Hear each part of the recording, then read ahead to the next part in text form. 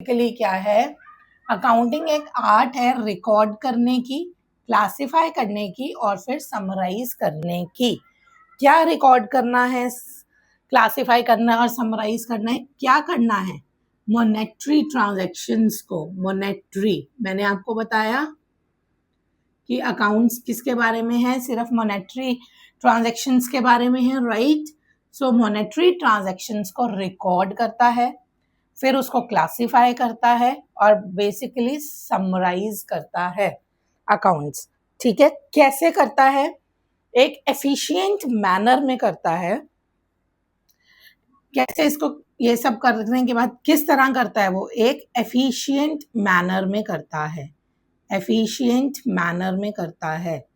Okay, क्यों करता है? क्यों वो एक अच्छे से किसी मॉनेटरी ट्रांजैक्शन को आप क्यों रिकॉर्ड करोगे, क्यों क्लासिफाई करोगे, क्यों समराइज करोगे? ताकि आपको पता चल सके इंटरप्रेटिंग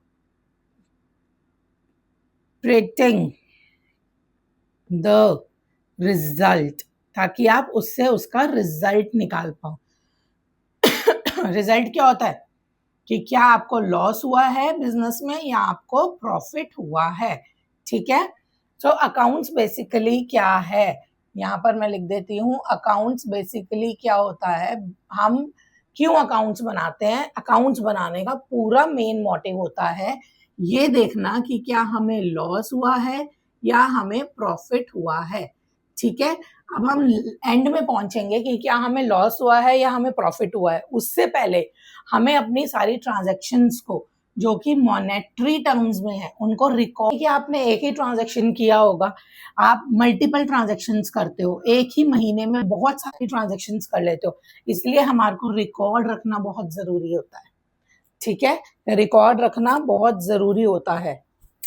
फिर हम क्लासिफाई करते हैं कि कौन सी ट्रांजैक्शन कहाँ जाएगी, वो भी हम आगे पढ़ेंगे फंक्शंस में।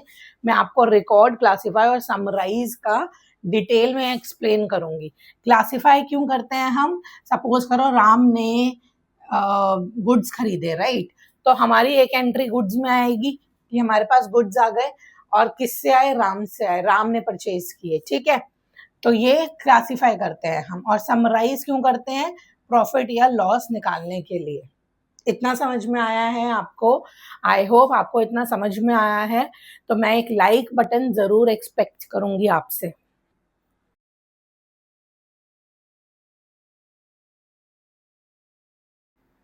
ओके क्लास, सो अभी नेक्स्ट टॉपिक हम जो पढ़ने वाले हैं वो है फंक्शंस ऑफ अकाउंटिंग। ठीक है, अकाउंटिंग के क्या फंक्शंस है, मतलब क्या है कि अकाउंटिंग हम क्यों यूज करते हैं, अकाउंटिंग के क्या मेन मोटिव है। ठीक है, तो हम तीन चीज पढ़ चुके थे, रिकॉर्डिंग, क्लासिफाइंग एंड समराइजिंग, और लास्ट में इंटरप्रेटिंग भी पढ़ा था, राइट। सबसे पहले आता है आइडेंटिफाई करना वाउचर्स के साथ। वाउचर्स क्या है? आप बिल लेते हो कि हमें बिल मिला है, हमने कपड़ा खरीदा, हम बिल लेकर आए हैं, हमने बर्तन खरीदे, हम बिल लेकर आए हैं, राइट। सो उन्हें ही वाउचर्स बोला जाता है। वाउचर्स क्या होते हैं कि कंपनी से किसी भी बिजनेस में आपने क्या लिया या क्या दिया। सेल के वाउचर होते हैं और परचेज के वाउचर होते हैं। ठीक है, जिससे आपको सेल परचेज का पता चलता है। ठीक है, या फिर सेल रिटर्न और परचेज रिटर्न। ठीक है, सो इन वाउचर्स के थ्रू हम आइडेंटिफाई करते हैं कि क्या ये एंट्री, क्या ये जो भी ट्रांजैक्शन हुआ है, ये हमारे बिजनेस के लिए ज़रूरी है, ये हमारे बिजनेस के लिए, हमारा प्रॉफिट एंड लॉस निकालने के लिए हमें इस ट्रांजैक्शन को लिखना चाहिए कि नहीं लिखना चाहिए। ठीक है, this is the basic language. फिर आप रिकॉर्ड करते हो। सपोज करो कि आपने गुड्स को सेल किया। ठीक है, तो आपके पास कैश, सपोज आपने कैश में गुड्स को सेल किया, मैं एक बहुत यहाँ पे बता रही हूँ आपको। ठीक है, आपने गुड्स को सेल कर दिया, कैश में आपने गुड्स को सेल कर दिया। ठीक है, अब मैं आपको जर्नल एंट्री करके नहीं दिखाऊंगी अभी, क्योंकि हमें जर्नल एंट्री के बारे में नहीं पता है अभी। ठीक है, मैं आपसे बेसिक लैंग्वेज में बात करूंगी जो कि एक बिना अकाउंटिंग के इंसान को समझ में आए, राइट। आपने कैश से सेल, गुड्स को सेल कर दिया, राइट। तो आपने गुड्स को जब सेल करा तो आपके जितने भी गुड्स थे, सपोज करो आपने कोई 5,000 की क्वांटिटी बना के रखी होगी और आपने बेच दिया, ठीक है, तो आपका सपोज आपने 500 गुड्स बेच दिए तो क्वांटिटी कम होकर 4500 रह गई होगी, राइट? गुड्स की क्वांटिटी कम होगी, ये मैं आपको अकाउंटिंग में नहीं समझा रही हूँ, बेसिक समझा रही हूँ। और सपोज करो आपके पास कैश पड़ा था 10,000 रुपए, एग्जाम्पल ले लेते हैं, और आपने 500 गुड्स बेच दिए 1,000 रुपए के, लेट्स सपोज, तो कैश 1,000 ज्यादा आ गया होगा, तो 11,000 कैश हो गया होगा। तो इसका क्या मतलब है कि गुड्स जब हमने बेचे हैं तो ये एक बहुत इंपॉर्टेंट एंट्री होती है, क्योंकि हमारे गुड्स को अफेक्ट होता है और हमारा कैश भी अफेक्ट हो रहा है। कल को अगर हम देखने जाएंगे कि भैया गुड्स तो 5,000 थे, अभी 4,500 कैसे रह गए, तो हमें पता होगा कि 500 के गुड्स हमने बेच दिए। वो कैसे पता चलेगा? जब हम रिकॉर्ड करेंगे उसको अच्छे से। समझ में आया? आप सोचोगे अरे हमारे पास तो 10,000 ही कैश था, 11 कैसे हो गया, कैसे हो गया, कैसे पता चलेगा? जब हमने अच्छे से रिकॉर्ड किया होगा अपनी ट्रांजैक्शंस को, ठीक है। अब रिकॉर्डिंग के बाद आता है क्लासीफाइंग। क्लासीफाइंग क्या होता है? यही होता है जो मैंने इस एग्जाम्पल में आपको समझाया, ठीक है। इस एग्जाम्पल में मैंने आपको क्या बताया, हमने दो चीज करी, एक तो हमने गुड्स को छेड़ दिया और दूसरा हमने कैश छेड़ा, राइट? दो चीजें छिड़ी ना, गुड्स कम हो गए, कैश बढ़ गया, ठीक है। ये तो बहुत जनरल सी चीज है। तो हम क्लासिफाई करते हैं उसको लेजर में। लेजर कैसे कहते हैं? जैसे कि मैंने अभी इस एग्जाम्पल में किया, गुड्स का एक लेजर बना दो, एक कैश का लेजर बना दो, गुड्स को डिक्रीज कर दो, कैश को इंक्रीज कर दो। तो ऐसे ही लेजर्स बनते हैं, जो जो एंट्रियां होती रहेंगी। राम ने शाम को पे किया, शाम ने कंपनी को पे किया, हमने परचेज कर लिया। समझ में आ रहा है आपको? सो लेजर्स क्या होते हैं? जिस भी अकाउंट पे हमारे परचेज करने से, सेल करने से कुछ रिटर्न आना, कुछ पैसा हमारा फंस जाना, पैसा हमारा डूब जाना, जो जो भी अकाउंट्स को अफेक्ट होगा उसको हम लेजर बोलेंगे, अलग से रिकॉर्ड करेंगे। अभी के लिए सिर्फ इतना समझो, जब लेजर वाला चैप्टर आएगा तब डिटेल में समझाऊंगी। समराइज करना उसको ट्रायल बैलेंस में, ट्रायल बैलेंस हम बनाते हैं जिसमें हम लेन देन का हिसाब करते हैं और उसकी दोनों साइड्स जो हैं वो बराबर होती हैं, तब हम मानते हैं कि हमारा जो पूरा अकाउंट है वो सही चल रहा है, ठीक है। इंटरप्रेट करना रिजल्ट, मैंने आपको पहले भी बताया था कि हम अकाउंट्स क्यों बनाते हैं, रिजल्ट्स के लिए बनाते हैं। तो हम रिजल्ट देखने के लिए फाइनेंशियल स्टेटमेंट्स बनाते हैं। फाइनेंशियल स्टेटमेंट में हम दो चीजें बनाते हैं, प्रॉफिट एंड लॉस अकाउंट और बैलेंस शीट, ठीक है। तो ये अकाउंट्स के सारे फंक्शंस हैं। ये हो सकता है क्वेश्चन आपके से एग्जाम में पूछा जाए, इसलिए इसको अच्छे से पढ़ लेना, ठीक है। शॉर्ट फॉर्म में आप याद कर सकते हो, IRCSI, ओके। IRCSI, ये 5 चीजें मिलके बनाती हैं आपका अकाउंट्स के फंक्शंस। तो नेक्स्ट टॉपिक जो हम पढ़ने वाले हैं वो भी थोड़ा सा इम्पोर्टेंट रहता है क्योंकि इसमें से क्वेश्चन कई बार पूछा जाता है कि बुक कीपिंग क्या होता है और बुक कीपिंग और अकाउंटिंग में डिफरेंस क्या होता है, ठीक है। तो पहले हम समझते हैं बुक कीपिंग क्या होता है। तो बुक कीपिंग, बी के मतलब बुक कीपिंग, ओके, कंफ्यूज मत होना। बुक कीपिंग क्या होता है? ये सेम चीज है, एक आर्ट होती है जिसमें हम सिर्फ रिकॉर्ड की बात करते हैं। जब मैंने अकाउंटिंग की डेफिनेशन समझाई थी, अगर आपने मेरी क्लास देखी है शुरू से तो आपको पता होगा, मैंने अकाउंटिंग में बताया था रिकॉर्डिंग, क्लासिफाइंग एंड इंटरप्रिटेशन, 3 चीज बोला था, राइट। तो अकाउंट में वो तीनों चीजें आती हैं। जब मैं अकाउंटिंग की बात करती हूँ तो इसमें रिकॉर्डिंग भी आता है, ठीक है। इसमें हम क्लासिफाई भी करते हैं, क्लासिफाइंग भी आता है, और इसमें समराइजिंग भी आता है, ठीक है। बट जब हम बुक कीपिंग मतलब कोई बुक बनाना, ठीक है। अगर मैं नॉर्मल लैंग्वेज में बात करूं तो बुक कीपिंग का मतलब होता है कोई बुक बनाना। तो बुक कीपिंग क्या है? सिर्फ रिकॉर्ड करता है ट्रांजैक्शंस को। कहाँ पे रिकॉर्ड करेगा? बुक्स ऑफ अकाउंट्स में रिकॉर्ड करता है, ठीक है। जब हम सिर्फ रिकॉर्डिंग के बारे में बात कर रहे हैं तब हम बुक कीपिंग की बात कर रहे हैं, ओके। अब ये आप बात ध्यान में रख लो, जब हम अकाउंट्स पढ़ रहे हैं ना, तो हम only and only monetary transactions के बारे में ही बात कर रहे हैं, पैसों की ट्रांजैक्शन। तो किस चीज को रिकॉर्ड करेगा? Only monetary transactions will be recorded, सिर्फ पैसे वाली ट्रांजैक्शंस को ही रिकॉर्ड करेगा। अब बुक कीपिंग, कोई पूछता भाई क्यों करते हैं, इसका फंक्शन क्या है? मेन फंक्शन क्या है इसका? Record keeping.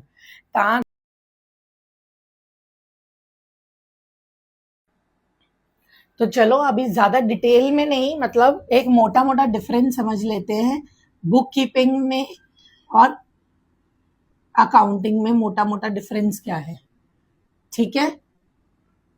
देखो, मैंने अभी आपको एग्जाम्पल दिया कि साल की शुरुआत से ही हम बुक कीपिंग करना शुरू कर देते हैं, पर अकाउंटिंग हम बाद में जाके सीखते हैं, राइट? सो पहला क्या है, बुक कीपिंग जो होता है, इट्स द फर्स्ट स्टेप, पहला स्टेप है कि कुछ खरीदा तो हम उसको क्या कर लेते हैं? रिकॉर्ड कर लो, सिंपल, राइट? और अकाउंटिंग क्या होता है? ये एक सेकंड स्टेप होता है। पहले कुछ लिखा होगा, कुछ किया होगा, तभी हमें पता चलेगा ना, ठीक है? इसमें हम क्या करते हैं? सिर्फ ट्रांजैक्शंस को रिकॉर्ड करते हैं। यहाँ पे हम क्या करते हैं? हम रिकॉर्ड करते हैं, हम क्लासिफाई करते हैं और हम समराइज करते हैं, ठीक है? अब ये बुक कीपिंग किसका है? ये क्लैरिकल वर्क है, ठीक है? ये एक क्लैरिकल वर्क है जिसमें आपको सिंपल कुछ नहीं करना है, जो ट्रांजैक्शन हुई उसको रिकॉर्ड कर दो, अकाउंट्स में डाल दो। अकाउंटिंग क्या है? ये एक अकाउंटिंग वर्क है जिसमें आपको प्रॉफिट एंड लॉस को एनालाइज करना पड़ता है। बुक कीपिंग में आपको कुछ नहीं पता, आपको प्रॉफिट हुआ है, लॉस हुआ है, यू आर जस्ट रिकॉर्डिंग, ठीक है? रिकॉर्ड कीपिंग है ये। यहाँ पे काम शुरू होता है जहां हम फाइनेंशियल्स बनाते हैं और सीखते हैं, ठीक है?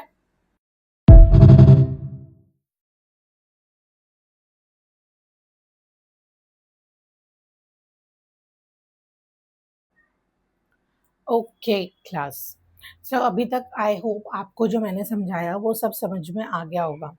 अब हम बहुत इंपॉर्टेंट चीज सीखेंगे, क्योंकि हम अकाउंट्स पढ़ रहे हैं, राइट?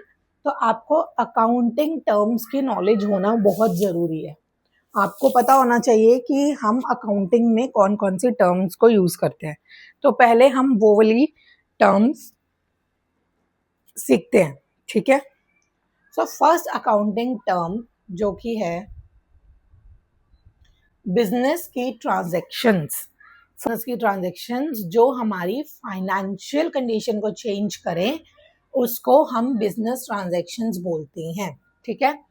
दूसरा है हमारे पास अकाउंट। आप बहुत बार ये टर्म सुनोगे, अकाउंट। अकाउंट क्या होता है? Record of all the business transactions relating to particular person और आइटम। सारा रिकॉर्ड करना। क्या रिकॉर्ड करना? वही हम अभी तक मॉनेटरी ट्रांजैक्शंस पढ़ रहे थे, अभी इसको बिजनेस ट्रांजैक्शन का नाम दे दिया, ठीक है? तो अब हम बिजनेस ट्रांजैक्शंस को जब रिकॉर्ड करते हैं किसी पर्टिकुलर पर्सन की या आइटम के बारे में, आइटम में आ जाता है गुड्स, पर्सन में आ जाते हैं लोग। राम ने खरीदा, श्याम ने खरीदा, राम ने बेचा, श्याम ने बेचा, पर्सन और गुड्स की बात हो गई, ठीक है? तो अकाउंट क्या होता है? ये टी शेप्ड परफॉर्मा होता है। टी शेप्ड मतलब ये होता है डेबिट, ये होता है क्रेडिट। जब हम अकाउंट्स बनाना सीखेंगे ना, तब मैं आपको सिखाऊंगी ये टी शेप्ड क्या होता है। इसमें हम यहाँ समझ लो एक्सपेंस यहाँ लिखे और इनकम यहाँ लिखी, ठीक है? तो फिर बाद में देख लिया ये हमारा खर्चा, ये हमारी इनकम। तो ऐसे टी शेप में हम अकाउंट्स बनाते हैं, जो कि आपको अभी नहीं देखना है, मैं आपको अभी सिखाऊंगी। नेक्स्ट आता है capital. Capital, this is very important. Capital क्या होता है? कैपिटल वो अमाउंट होता है, कोई भी बिजनेस खोलोगे उसके लिए पैसा चाहिए, राइट? तो वो अमाउंट जो कि इन्वेस्ट किया है ओनर ने, जिसका बिजनेस है, अपने बिजनेस में लगाए गए पैसे को, या फिर किसी गुड्स को, गुड्स भी लगा सकता है, ठीक है? उसको कैपिटल कहते हैं। सपोज करो कि मेरी बात ले लो, अगर एग्जाम्पल दे रही हूँ आपको, मैंने अपना कोचिंग इंस्टीट्यूट खोल लिया, ठीक है, उसके लिए मेरे पास एक रूम अवेलेबल था, उस रूम में मैंने अपनी क्लासेस ले ली, प्लस बाकी एक्सपेंसेस जो मैंने किए फर्नीचर के ऊपर, लाइटिंग के ऊपर, बोर्ड के ऊपर, वो सारे मैंने कैश में पे करे। तो अगर मैं बताऊं किसी को, अगर मैं बोलूं कि भाई मैंने इस कोचिंग इंस्टीट्यूट को खोलने में कितना खर्चा किया है, उसमें वो कैश तो सारा यूज होगा कि मैंने XYZ रुपीस का बोर्ड खरीदा, XYZ। तो जब मैं अपना एक्सपेंस के बारे में बताऊंगी, अपना इन्वेस्टमेंट के बारे में बताऊंगी, सॉरी एक्सपेंस नहीं, तो मैं ये भी बताऊंगी कि ये रूम जो मेरा है, ये इसका खर्चा प्लस कैश, ये दोनों मिला के मेरी कैपिटल माने जाएंगे। ड्राइंग क्या होता है? कोई वो 10th तक आप जो ड्राइंग करते आए हो वो वाली ड्राइंग की बात हम यहाँ पर नहीं कर रहे हैं, ठीक है। कोई जो भी आपने अपने बिजनेस में कैश लगाया या गुड्स लगाए, अगर आप उसको विड्रॉ करते हो, उसको ड्राइंग बोला जाता है, ठीक है। जो ओनर है अगर अपने लगाए हुए पैसे को या अपने लगाए हुए गुड्स को विड्रॉ कर लेता है अपने पर्सनल यूज के लिए, तो उसको हम ड्राइंग बोलते हैं, ठीक है। सपोज करो मैंने बिजनेस में 50,000 रुपए लगाए और मुझे ज़रूरत पड़ी तो मैंने ना अपने बिजनेस में से 10,000 रुपए निकाल लिए, तो ये 10,000 रुपए एक्सपेंस नहीं है बिजनेस का, ये कोई खर्चा नहीं है जो मैं बिजनेस के ऊपर कर रही हूँ, मैंने अपने पर्सनल यूज के लिए इसको निकाल लिया, पर्सनल यूज के लिए, तो ये एक्सपेंस नहीं माना जाएगा। इसको हम बोलेंगे ड्राइंग कि भाई ओनर ने अपने पर्सनल यूज के लिए निकाला है, ये कोई बिजनेस का खर्चा नहीं है, ठीक है। आई होप आपको समझ में आ रहा होगा। चलो आगे बढ़ते हैं। प्रॉफिट क्या होता है? ये तो बहुत आसान है ना, हम जनरल लाइफ में भी निकाल लेते हैं प्लस माइनस करके, जितना आपका खर्चा हुआ और जितनी आपकी इनकम हुई, रेवेन्यू मतलब होता है इनकम, ठीक है, उन दोनों के डिफरेंस को प्रॉफिट बोलते हैं। सपोज करो पूरे साल में मैंने 1,00,000 रुपया कमाया और मैंने इन्वेस्ट मतलब मेरा खर्चा 80,000 ही हुआ, तो हम क्या बोलेंगे कि 20,000 रुपये हमारा प्रॉफिट है। समझ में आया? ये तो बहुत आसान। आगे बढ़ते हैं। लॉस क्या होता है? प्रॉफिट हमने सीख लिया, जब हमारा इनकम ज़्यादा होती है, खर्चा कम होता है, तो हमारा प्रॉफिट होता है। अगर उल्टा हो जाए, मेरे खर्चे ज़्यादा हैं और इनकम कम है, तो मेरा लॉस होगा। सपोज करो मैंने खर्चा तो 1,00,000 का कर दिया और मैंने कमाया उसमें से सिर्फ 20,000 रुपये, तो बाकी मैं ये बोलूँगी कि 80,000 रुपये जो हैं वो मेरे लॉस में चले गए, मेरे को नुकसान हो गया 80,000 का। भाई मेरा खर्चा तो 1,00,000 का हुआ पर मेरे पास सिर्फ 20,000 की ही इनकम आई, ठीक है। अब गेन, अब आप कहोगे कि प्रॉफिट तो हमने सीखा, प्रॉफिट और गेन में क्या फर्क है? ठीक है, गेन क्या होता है इतना आपको समझ में आ गया कि भाई बेनिफिट हो रहा है तो उसको गेन कह देते हैं। पर आप कहोगे कि मैम अभी आपने हमें प्रॉफिट सिखाया, अब गेन अलग क्यों? देखो प्रॉफिट में क्या होता है, हम एक्सपेंसेस भी जोड़ते हैं, बिजनेस का खर्चा जोड़ते हैं। सपोज लाइट बिल है, मैं सैलरी दे रही हूँ, ठीक है, मेरा ट्रांसपोर्ट का खर्चा हो रहा है, गुड्स को मंगवाए मैंने, वो सब खर्चा हो रहा है, वो सब जोड़ते हैं जब हम प्रॉफिट निकालते हैं, वो खर्चा जोड़ते हैं, वो इनकम जोड़ते हैं। पर गेन में हम क्या करते हैं, सिर्फ वो इवेंट्स या ट्रांजैक्शंस जोड़ते हैं जिससे जो बिजनेस से डायरेक्टली लिंक करती है। जैसे कि सिंपल मेरा परचेज किया मैंने गुड्स को और मैंने गुड्स को सेल कर दिया, सेल ऑफ गुड्स, इनका डिफरेंस जो होता है परचेज सेल का, वो मेरी गेन कहलाती है। हम बाकी कोई खर्चा नहीं देखते, जो एडिशनल खर्चा है कि मैं गुड्स खरीदने गई तो मैं टैक्सी करके गई, मेरे इतने पैसे लगे, गुड्स खरीदने के लिए मैंने स्टाफ रखा, ठीक है, मैं गुड्स खरीदने गई और मेरा ट्रांसपोर्ट का खर्चा हुआ, मैं स्टाफ को सैलरी दे रही हूँ, प्लस मेरा बिजली का बिल आ रहा है, लोग बैठ के काम कर रहे हैं, कंप्यूटर की रिपेयर हो जाती है, कंप्यूटर खराब हो जाते हैं, वो सब खर्चे की हम बात नहीं कर रहे हैं। हम सिंपल देख रहे हैं परचेज कितने का कर दिया, सेल कितने का कर दिया, जो डिफरेंस है वो गेन हो गया, गेन हो गया। प्रॉफिट की जब हम बात करते हैं उसमें हम सारे खर्चे अपने माइनस करेंगे, ठीक है। स्टॉक क्या होता है? गुड्स अनसोल्ड, जो गुड्स नहीं बिके पर्टिकुलर डे पे। सपोज करो 1 अप्रैल को मैंने 10,000 मोबाइल खरीदे, मेरा मोबाइल का बिजनेस है, ठीक है। मैंने अपने मोबाइल बेच दिए। 30 अप्रैल को मेरे पास 6,500 मोबाइल, 6,500 कैसे होंगे, 6,000 मोबाइल पड़े हैं, ठीक है। तो मैं ये बोलूंगी कि 30 अप्रैल को मेरा स्टॉक कितने का है? स्टॉक है 6,000 का, और मेरे सेल कितने मोबाइल हो गए? 4,000 बिक गए, 6,000 बचे, उसको हम स्टॉक बोलते हैं, जो माल बच गया। परचेज क्या होती है? जो कि हम जो गुड्स परचेज करके लाते हैं बिजनेस के लिए, ये बहुत इंपॉर्टेंट है। अब देखो एग्जाम्पल मैंने यहाँ मोबाइल का दिया, मैंने 10,000 मोबाइल खरीदे, ठीक है। 10,000 मैंने मोबाइल खरीदे, तो जो परचेज है वो मेरी बिजनेस से रिलेटेड होनी चाहिए। ये नहीं है अभी मैं बोलूं मैंने 1 लाख की कार खरीद ली, तो जो मर्जी परचेज हो, car is not related to my business, तो वो हम परचेज में नहीं डालेंगे। मैं मोबाइल का बिजनेस कर रही हूँ। सो जो गुड्स रिलेटेड टू बिजनेस है उन्हीं को हम परचेज मानेंगे। बिजनेस से जो रिलेटेड नहीं है वो परचेज नहीं कहलाएगा। परचेज रिटर्न क्या है? सपोज करो मैंने वही 10,000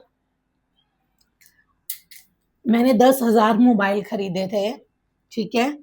10,000 मैंने मोबाइल खरीदे, उसमें से 3,000 मोबाइल जो हैं वो डिफेक्टिव निकल गए। तो मैंने सप्लायर को बोला भैया 3,000 माल तो आपका खराब निकला, उसने कहा वापस भेज दो।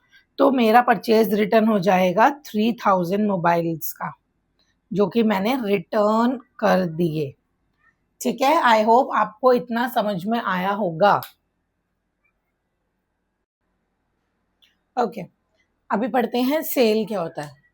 Transfer of goods for money in normal course of business, मतलब जब हम गुड्स को बेचते हैं, ठीक है, और पैसे के बदले गुड्स को बेचते हैं, तब उसको सेल बोलते हैं। बट यहाँ पे बहुत इंपॉर्टेंट चीज होती है, नॉर्मल कोर्स ऑफ बिजनेस। मतलब कि सपोज वही एग्जांपल लेते हैं, मेरा मोबाइल का बिजनेस है, ठीक है, और मैंने 10,000 मोबाइल बेच दिए, उनसे मुझे पैसा मिल गया, तो वो मेरी सेल मानी जाएगी। सपोज करो मेरे पास एक कार पड़ी थी और मैंने अपनी कार सेल कर दी, कार मैंने बेच दी अपनी 4 लाख की, ठीक है, तो वो बिजनेस की सेल नहीं मानी जाएगी। This is not the sale of business. क्यों? क्योंकि मेरा मोबाइल का बिजनेस है, मैं कोई कार का बिजनेस नहीं कर रही हूँ कि कार के बिजनेस, कार बेचने को मैं सेल बोलूंगी। नो, ओनली मोबाइल बेचने को ही सेल बोला जाएगा। तो नॉर्मल कोर्स ऑफ बिजनेस का मतलब है कि जो आप बिजनेस कर रहे हो उसी बिजनेस से रिलेटेड गुड्स बेचने हैं। ये नहीं है कि आप कुछ भी बेचो और उसको सेल में डाल दो, ठीक है। सेल रिटर्न सिंपल सी चीज है, जो भी आपने बेचा अगर आपके कस्टमर्स ने आपको वापस कर दिया उसको सेल रिटर्न बोलेंगे। अब हम इंपॉर्टेंट चीज पढ़ते हैं, डेटर क्या होता है। डेटर वो लोग होते हैं, सपोज हमसे राम ने बोला कि मुझे गुड्स दे दो, ठीक है, और उसने मुझसे 1 लाख रुपए के गुड्स खरीदे, पर राम ने बोला कि मेरे पास कैश नहीं है, कैश नहीं है। अब हम जनरल लैंग्वेज में बोलते हैं अरे मेरे खाते में लिख लेना, तो उसी खाते में लिखते हैं हम कि हम राम नाम से एक खाता बनाते हैं, राम नाम से एक अकाउंट बनाते हैं, ठीक है। राम ने बोला कि मेरे को 1 लाख के गुड्स दे दो, बट मेरे पास कैश नहीं है, तो हम राम को क्रेडिट में, मतलब उसको उधारी में हम जब गुड्स देते हैं तो राम हमारा डेटर बन जाता है। हमने अभी कैश उससे नहीं लिया, कैश नॉट रिसीव्ड, पर कैश हमें मिल जाएगा। इसी तरह क्रेडिटर क्या होता है कि हमने उधारी में खरीद ली है। सपोज हम बिजनेस चला रहे हैं, हमने बिजनेस में परचेज करे गुड्स 1 लाख रुपए के, पर हमारे पास हमारा सप्लायर है श्याम, हमने उसको पैसा नहीं दिया, तो श्याम हमारा क्रेडिटर बन जाएगा जिसको हमने पैसा देना है, हमने इसको पैसा देना है, हमने दिया नहीं, ठीक है, हमने खरीद लिए, जिसने हमसे खरीदे वो हमारा डेटर और जिससे हमने खरीदे वो हमारा क्रेडिटर।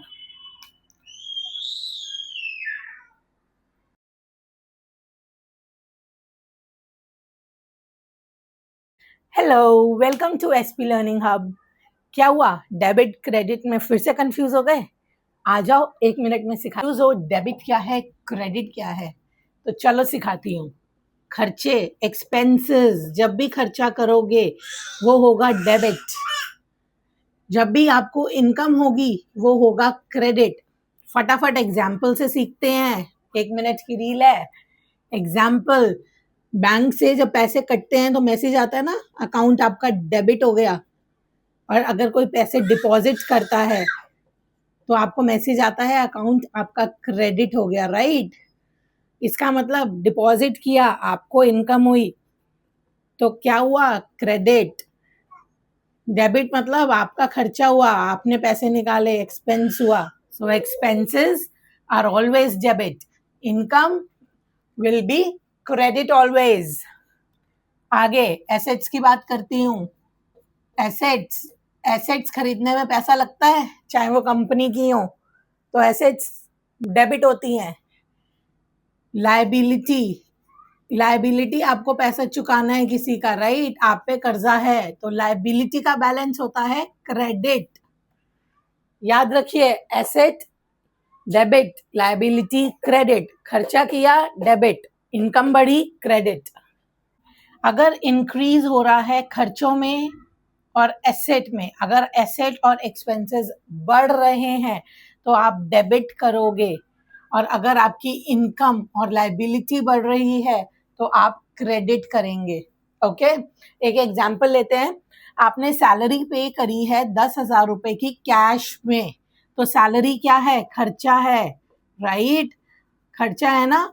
तो खर्चे का बैलेंस मैंने क्या बताया, खर्चा बढ़े तो डेबिट, तो आप क्या एंट्री करोगे, सैलरी को डेबिट करोगे, salary account debit bye 10,000 rupees. अब मैंने क्या बोला, एसेट अगर आपकी इंक्रीज होगी तो डेबिट होगा, और अगर डिक्रीज होगी तो क्रेडिट होगा। कैश जा रहा है ना, तो एसेट आपकी कम हो रही है, तो कैश अकाउंट को क्या करोगे, क्रेडिट करोगे 10,000 रुपए से। समझ में आया, जर्नल एंट्रीज ऐसे की जाती हैं। सैलरी आपकी एक्सपेंस है, कैश आपका एसेट है, एक्सपेंस बढ़ा डेबिट हुआ, एसेट कम हुई क्रेडिट हो गई। ये रट्टा मारना नहीं है, समझोगे तो बहुत इजी लगेगा। ऐसे ही पूरी वीडियोस अगर आपने देखनी है तो मुझे यूट्यूब पे फॉलो